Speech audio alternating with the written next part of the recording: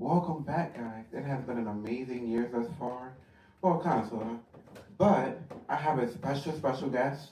The interview that we've been waiting for, the author that we've been waiting for. My best friend, the author of the year, the mother of the year.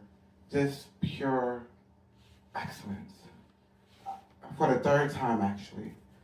Here comes Vanessa, concepcion-limage.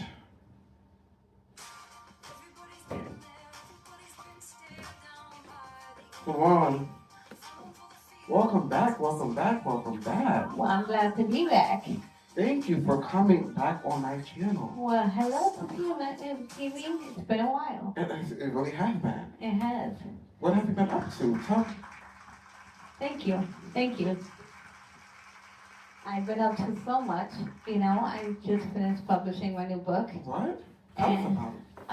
The book is called End My Marriage. It's the trial of Anna Cologne. It is dedicated to the first couple ever divorced in the USA. Quick fact, this couple is called Anne and Dennis Clark, but in reality there was another couple who was divorced but not on record, and I think it was called the Lankins. Like I was saying, it was I think Elizabeth and James Lanford, and they were the official first divorced couple, but it just wasn't recorded for some reason. Wow. And this took place in the 1700s, am I correct? This couple in the 17th century, but it was actually, first couple was 1639. 1639, guys. 1639. First of all, I just want to shout out, you came in costume. You're giving 1700s. Well, I think you're matching me because we must have called each other, didn't know. We are looking like we belong in a play. That part. It is time to get into some things, to get into And My Marriage, the trial of Anna Cologne. First of all, why was this so important for you to tell this story? Well, first of all, I mean, we all know what time we are in right now. We all know where our president is leading us to and bringing us back into the past. And I thought that we should discuss what the past was like for women and what we went through just for having to be a different sex. And no better story than a story of a man who happens to have another family. Ain't that something? That's definitely given, we all can relate. Like, this is a book that we all can relate to. And when I was in not the writing, but behind the scenes, and it's really listening and reading the book, it is really impactful. It definitely tells a story of triumph, of courage. Especially back then, it took her courage to fathom the words, I want a divorce. And there's a lot of marriages who are like that now. So that's why it's so relatable. You are definitely right. Back at that time, the woman had really limited rights. I mean, they had the right, there was no right to vote. There was no right to go to the police and complain about abuse. I mean, we couldn't even own anything like we do now. We are just so blessed at this moment to be able to own a house, a car, anything like that. And the fact that the president wants to take us back into the future, into the past, I just don't know why. Well, we know why, but we're not going to get from that moment in here. We're absolutely not. We definitely won't. However, so Anna Cologne, tell us who Anna is. Well, Anna is a woman who, she's well spoken. She speaks her mind. She's one of those women that if she thinks she's doing something wrong, she's gonna tell you you're doing things wrong. And at that time, men didn't want to hear it. Men barely want to hear it now. That they're doing wrong. So I consider Anna to be a very tough woman who a lot of us aspire to. And basically, I think a lot of us women are like now. 1,000%. So, can you tell us a little bit about who she married? Like, what was he like, and why did she ultimately want to get a divorce? So David, apparently I didn't want to give up too much of the book, But he does have another family in another place, and he tried to, go to this land to redo his life. But in reality, he didn't have a divorce. He still was on record as married, but she had no clue. Is that not something that we do on an everyday basis? I think it is, but it was harder for her at that time. But from her, I'm so happy that she gained the courage to say, you know what, I'm not happy. This is not working. I've done everything I possibly could, and it's really time for me to get a divorce, even though it's scary. And getting a divorce, getting like ending a relationship, like whatever that may look like for you, is definitely a scary aspect. I mean, us women, we normally go through so much. So we have to sit there and worry about what we own. And, she didn't own much. So, that's something we got to look into. Yeah, you are right about that. And at that time, women were able, they weren't able to speak up. It was more like they were able to be seen but not heard. So during this book, it's basically about silencing um, a woman who needs to speak up and needs to defend herself. Defend herself, defend herself. I just want to come in with a quote real quick. You may not control all the events that happen to you, but you can decide not to be reduced by them.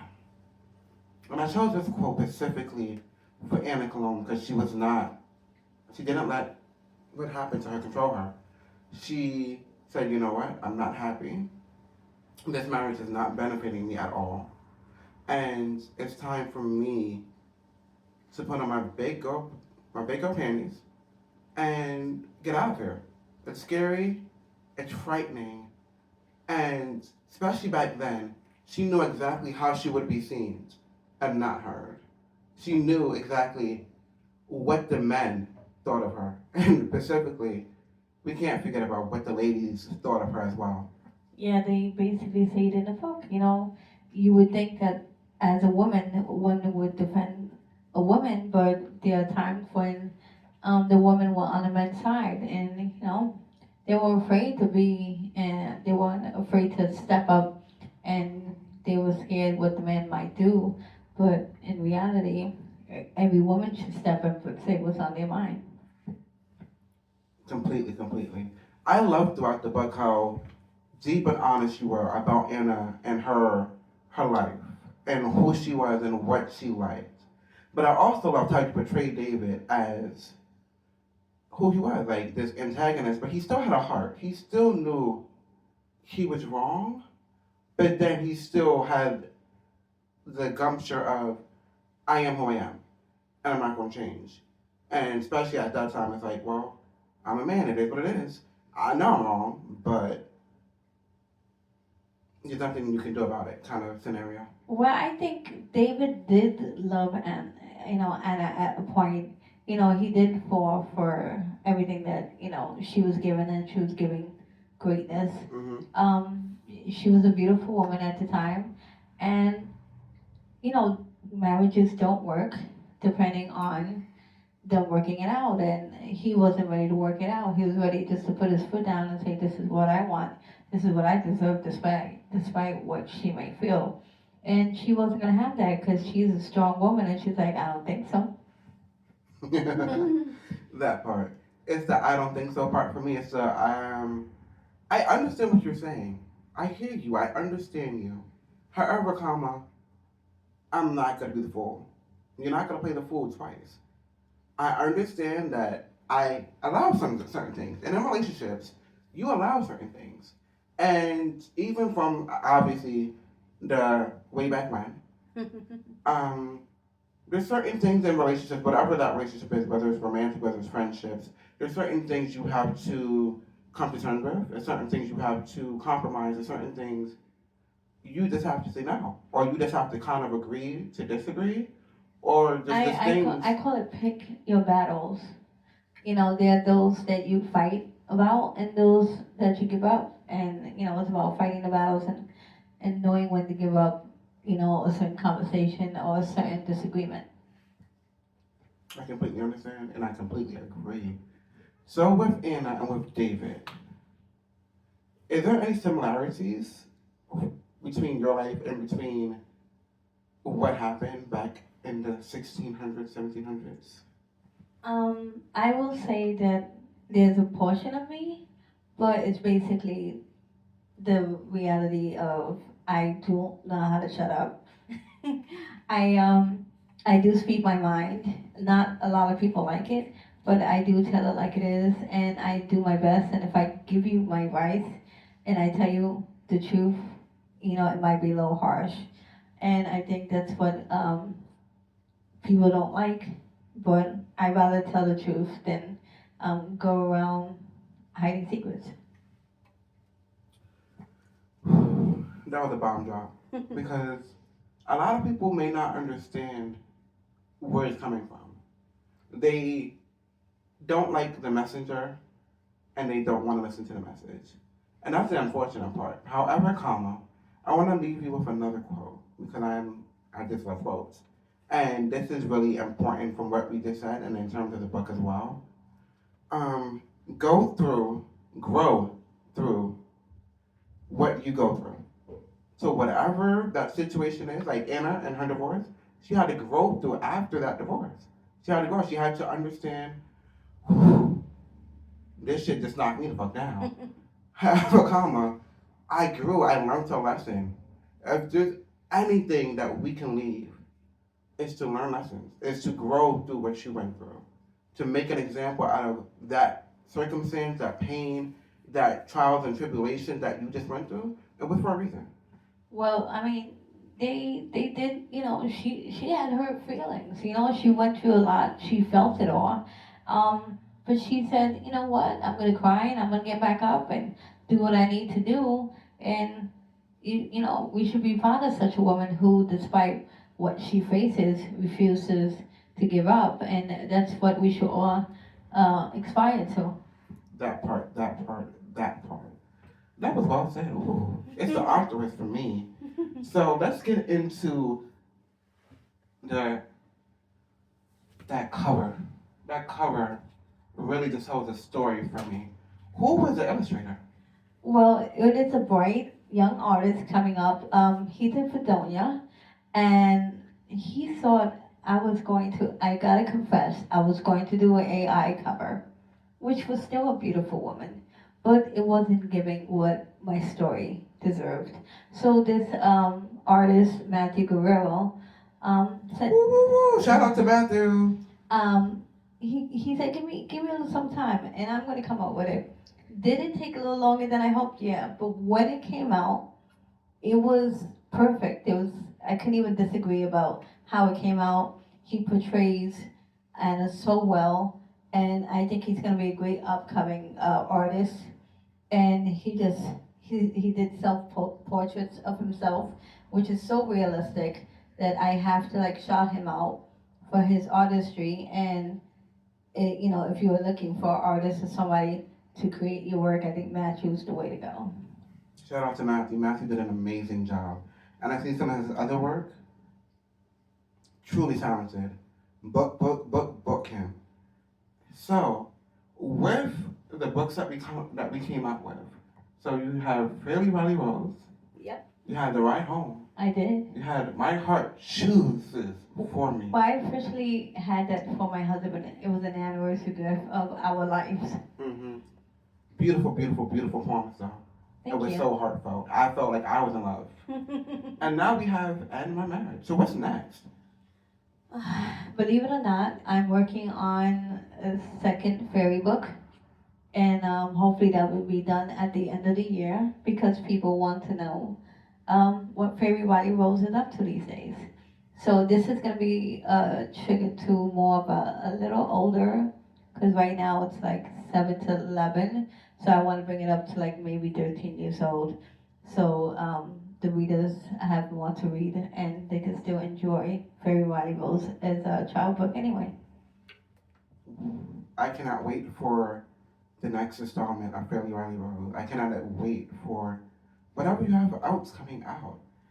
I really want to get into how hard was it, or if at all, was it hard for you to write this book?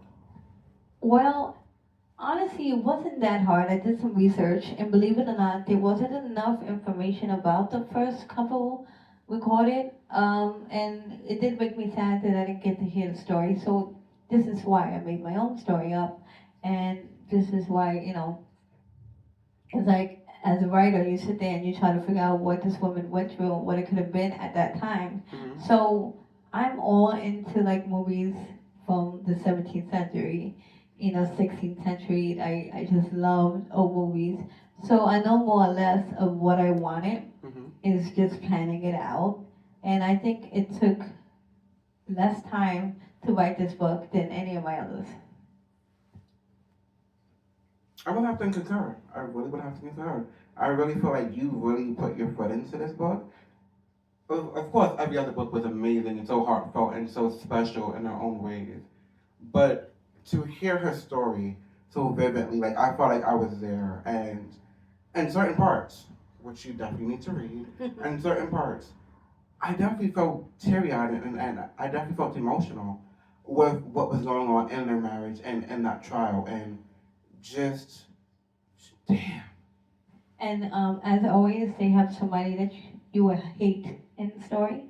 You have to have that one person, and you think it would be David, but there was another character in the book that, if you read it, you would know you would hate him anyway. Unfortunately, he was there. He was supposed to be there. He was needed, and I'm happy he was there because I really thought I was going to hate David. I really did. I was like, but I'm like, oh hell no. Mm-mm. I know there's one you dislike, and then there's one you gotta hate, like constantly. So, but I'm really confident this book is gonna go real far, and I think you're gonna enjoy it. And I mean, maybe one day it can be a movie. We don't know, and that's what I'm hoping for. Not one day. It will be. We'll definitely make this a movie. 1,000% because the story needs to be told. If it wasn't fully documented, we couldn't really pull as much information as it needed to be. And the way it was so vividly displayed in this book and illustrated, it has to be, whether it's a short film, it has to do something. So we had the Fairly Rowdy Road Part 2 coming out by the end of the year. We still have your blog. Yes. We My blog is mymorningcafe.org. .org. Yes. And we also have the dirty stories that we are transitioning into something else very, very soon. So we're excited of what's happening in your life. What words do you want to give young artists and authors to just hold on to in these troubling times? Well, I do want to say that sometimes it just comes out of you. It's just, get a pen. It might sound silly, but you start off with a pen or a pencil, you write your same line, and the next thing you know, you're writing a book. So you never know how far you go until you try. And to the young artists out there, don't give up. I wanted to be a writer since I was young, and yet, there was a lot of twists and turns before I got here, but I made it, and I'm thinking you can make it too. And that's what I want to say to all the writers. And I'm so happy that you're here. I'm happy that you're seen. I'm happy that you are expressive and you express yourself through the words so beautifully on that paper, on that pen. You go through days in and days out just writing and rewriting and till it's perfect. So you feel those characters. Oh, I do have something that you don't know. Ooh. My blog, My Morning Cafe, we are up to 53K views. 53K. Thank y'all for listening to my morning coffee. That is amazing. Those are amazing numbers. Yes, I didn't think it was going to get that far, and I only did that a couple years ago, and it was just amazing on how many people were reading, and it was just, and they were sharing, so I really felt the support from everybody, from readers, on the coffee lovers, because we talk about the coffee, obviously, on the blogs, and it's just, I feel kind of blessed to have such the support I have today. With you saying that, ooh, the only way to do great work is to love what you do. I agree. I agree. If you love what you do, it does not work at all. It's sort of like a It doesn't necessarily feel like work. That's why I kind of chose that quote. I chose specific quote for specific reasons, and I specifically chose that quote because if you love what you do, it does not feel like work. And then you'll be great at it because it doesn't feel like work. It's just you're making sure that it's perfected or unperfected in a way where it's received the way it needs to be received. I agree. I'm not making millions, obviously, but um, the fact that I'm being able to do my dream and do what I love, it's it's better than any paycheck can give me. Not saying I don't need one, but it feels good just to be able to do so. The next quote I have. We're fully close today. Best way to predict your future is to create it. And as you said, you didn't think you would be a writer, but you know you wanted to write. Yeah. And then that one day you was just in the living room and wherever you were, and you decided to put that pen to paper or put those notes on that phone and say, you know what, I'm gonna start jotting things down until it becomes something. Well, in all honesty, I started in one of the interviews we talked about was about the teacher who inspired me to start writing. Yes.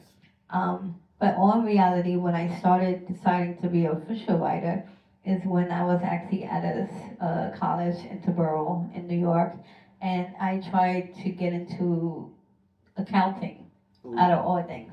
And I realized that obviously I didn't do well at accounting. I can confess that.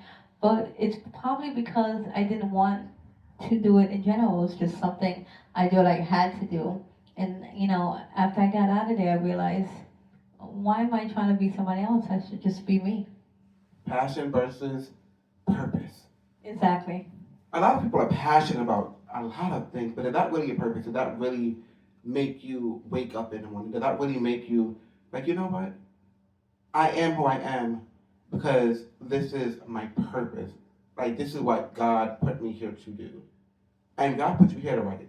God put you I here to agree. inspire people. God put you here to be the brilliant writer you are and to just continue to create and expand those vocabulary and expand the words on the paper and expand the pages until you get that big book or until you get the big book deal and until you get the movie that you want and then just really be able to broadcast that to the entire world. Well, I am gonna say this. Even if I was to get the movie, I was to get, the publishing. I wish I would get that I'm not getting at the moment. I don't see myself stopping anytime soon. I see myself wanting more and more ideas to write, and I'm not done yet. So, what books have you been actually reading? Like, what authors have been in your mind recently to help you construct the next installment of Fairly Riley Rose, first of all? And what other writings that you may, or ideas that you may have been thinking about? Like, what is that author, that book that's really just in that mind right now? Well, it's funny you said that. I happen to have one of these, and the reason I bring this up is me and my sister wanted a book club. As much writing as I do, I don't do enough reading, which I should do enough reading. And we decided to do the same book, and it's called The Silent Patient. Now, I find it funny because when we read the reviews, there was not great reviews, but you are going to have that. You're going to have people who disagree with the book and people who totally agree with the book. And this one really got to me. Why was the reviews negative? Like, did they not understand the characters? Was it not displayed correctly? Or did it just not like how it ended, like the storyline? Like, what wasn't giving for that? I think it was sort of storyline, but I think it's the ending. I think they were expecting a bigger impact, and it wasn't as big as they want. But overall, the book was giving. I felt like I was in the book, and I was the woman, the silent patient, because it's based on a woman who doesn't really talk, and we're not sure if she had murdered her husband or not. And this is throughout the book, trying to figure out if she's going to confess. Okay, that was a lot to take in. I definitely want to see that in a movie. If there's a movie, I'll definitely watch that because that's a lot. But I guess if they didn't fully display that or show that within the book, then that would kind of make me feel like, okay, so like what am I reading? Because I didn't really get to the ending that I actually wanted per se. I think the book had to be good. I mean, it says the number one New York Times seller. It has to get somebody somewhere. So I'm assuming that you guys got to take time out to reread it if you need to. That part. So what is next? What is next? What is next? What is next in your life? Besides the books, besides the writing, besides just being amazing, what is next? Well, my children are getting older. They don't need me as much, which I love them to death. So I get to focus more on myself. But I want to help others. So my new chapter is about helping others and trying to show them how to live a life despite of what they're going throughout the day. That's impactful. That's important. That's extremely important. That's we're kind of in the same kind of similar field, and that's amazing to see how you use your great heart and your big heart to help the people that you help now. I'm just extremely proud of you with all of your writing, with everything that you have going on, with the books, with just being a great mom, a great wife. Thank you. It's truly inspiring to me. So I just want to, I guess, leave you with a last quote for you and then for the readers and listeners as well. Don't forget, her book is And My Marriage, The Trial of Anna Cologne. That is everywhere. You can basically pick up a book. Barnes and Nobles, Amazon, eBay. Book House. I mean, they're all around the world, so it's easy to find. I mean, it's online, but I'm trying my best to get it on the shelf. So if you find a way, you can help me. Help, 1,000%. 1,000%. Help as much as you can. But definitely pick up the book. You will enjoy it. It is a great read.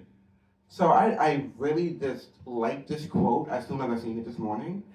And I really it just helped fill my heart. 1 second, guys. He loves a quote. We are all a little broken, but the last time I checked, broken crayons still color the same. Oh my God, I think I heard that quote before. I think that's an incredible quote because I mean that shows that despite what you might think, we are all the same. We are all going through something. And we are all fighting maybe not the same exact battle, but very similar battles. So in terms of like especially like what we're going through now in this political climate, that's not obviously as far removed from Anna Cologne and her situation in terms of dictating people and their rights and the DEI and like everything that we're just dealing with. We all need to fight. We all need to stand up. Because although we're all broken, although we're all traumatized, we all deal with our stuff, we still shine bright. We still are powerful, we still have a voice, and we still are brilliant, excellent, and amazing in our own ways. Don't ever forget that. Don't ever stop. Like the whole point of my page, the whole point of her writing is because, like we just said, passion versus purpose. I'm supposed to be on this mic and in front of you guys because this is my purpose. And it's becoming my passion as well. Although it's scary to be in front of you guys. As long as you know, I've been very behind the scenes in audio versions a lot often. But as you can see, you get to see my beautiful face now. And it's scary, but it's so important, and I'm so happy that I'm challenging myself day in and day out to continue and to put my best foot forward and just be as great and amazing as I know I can be and be as powerful and well spoken and be able to express myself and say what needs to be said and don't have table talk kind of conversations like a lot of people have.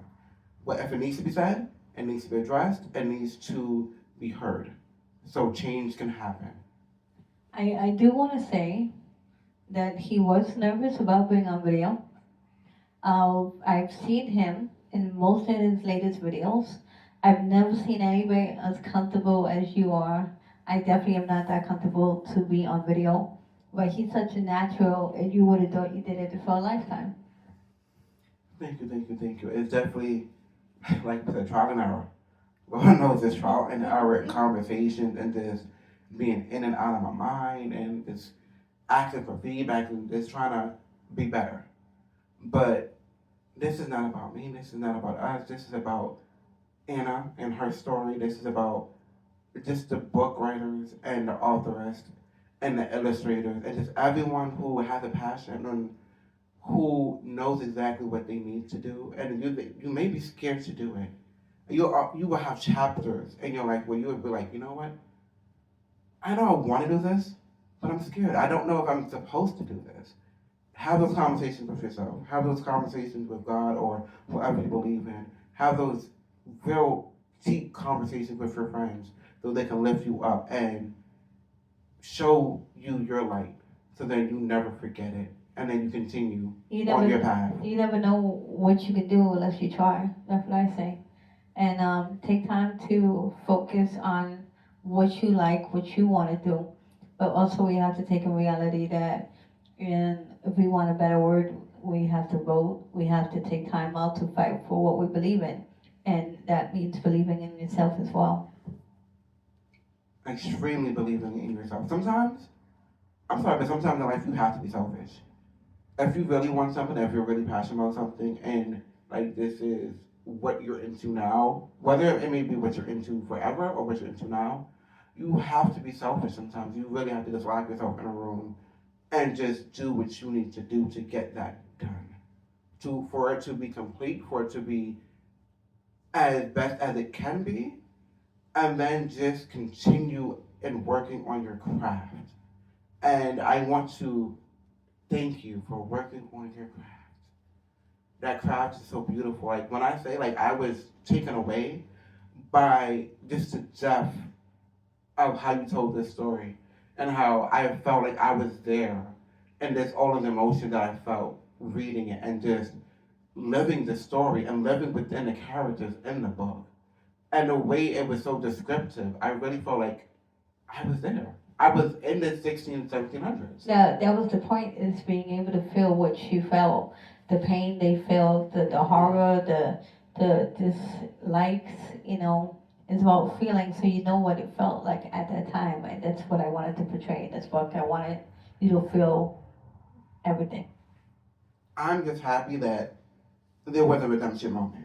I'm happy that there was a moment where she realized her power. And I feel like every person in the story possibly could have gotten something out of the scenario. But I'm happy that there was redemption. And just like in the story, just like in real life, there are going to be redemption moments. So within these last, describe the best book you read and why in a sentence. Oh. Oh my God, that's a little hard because Okay, I'm sorry. I'll give you 3 sentences. Describe the best book, best author, and why. Well, I have 2 best authors, so it's kind of hard because it's Stephen King, and then there's Daniel Steele. Daniel Steele is, her writing is completely different from Stephen King's thing. Stephen King has all the drama, all the horror, all the greatness he got going on, and of course he got the movies. But Daniel Steele's books really, really get to me, the emotions, the way she portrays the characters. So to level it down to, who and what, I can't. And that's okay, because you just described it. You just did that for me. Like, Stephen King is definitely a GOAT. I know Stephen King. I grew up with Stephen King. Like, Stephen King is that person. And to look up into that to be like one of your favorite authors, it shows me where you're going. It completely shows me where you're going in this industry and in your life and in this, however big you want to be, you will be.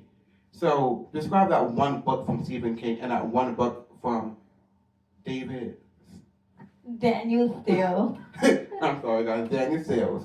What are those two books, one from each, that really just stood out for you? Oh my God. Yeah, you're putting me on the spot because, there's most of the ones I like from Stephen King already out in movies, and it's like It and The Watchers, and there's like so many, things that he has that just.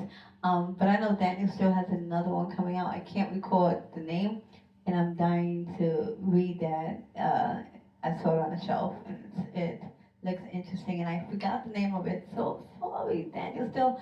But I think I'm going to read that, and I think that might be my new best one because it looks like something to read. And I think I can read it in 2 days if I want to. Oh, I know you can. I'm just excited for everything you have going on, everything that you're about to come up with. Go get the book, guys. It is everywhere. And guess what, guys? She's going to do an ebook. Shh. I didn't say that. I did not say that. I do have an ebook. I have an ebook out. Oh, are you talking about the other ebook? I was talking about the other one, but now that the cat's out the bag for the first one, might as well just talk about it. The ebooks that hopefully will come in the near future, they are adult, 18 and over, and they're very explicit, And spicy for the and people spicy, for the people spicy. like that. I did have it in what they call like a villas, but apparently they are closing up the villas, so I'm going to make it into an ebook for my readers too. And I do have a ghostwriter in those stories, so it'll be very interesting. I'm so excited. So, this was Keemy's Tea of the Day with Vanessa Concepcion-limage, the authoress. Thank you again for coming. This is 3 times the charm. Thank you for having me. Keep checking out his podcast and his videos, and I think he's gonna go real far. And I really hope that you take time out to read "In My Marriage." It's online now, ebook, hardcover, softcover. I mean, just check it out. You can literally, guys, just type in Google, type in "and my marriage," type in her name, bam, it's gonna pop right up. And it's gonna give you all of the options where you can purchase, where you can read, where you can listen, like whatever that works for you, it's out there. And hopefully soon for Connecticut, guys. Hopefully she'll get it in a library very, very soon. That's gonna be my next step. So hopefully soon. And then be prepared because she will be reading some experts from the book. And I'm excited to see how everyone just grasps to the story and gets their own opinion of the characters and just sees exactly how they could understand and like the conclusion of the book. Thank you guys. This was Keemy. I'll be back with my tea of the day. Laters. Have a great day.